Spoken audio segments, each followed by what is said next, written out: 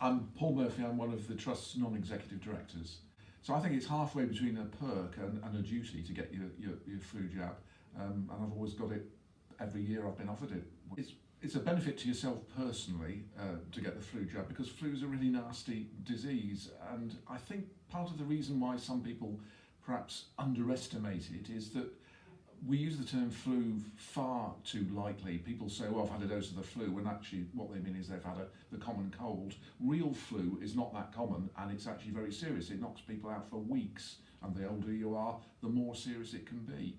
So actually preventing something that could knock you out for a month is common sense, it seems to me. But equally, we surely have a duty, working in a caring, health-giving organisation, to stop any risk at all that we might carry and transmit the virus ourselves. I mean, we deal with vulnerable people. I myself, as a non-executive director, go in and out of our facilities all the time, and I would just hate to think that I might accidentally be carrying the virus and potentially transmitting it to somebody who was very vulnerable in one of our old people's wards or facilities, for example. It seems to me it is actually our duty as health service employees to rule out that possibility as far as we conceivably can by getting ourselves vaccinated.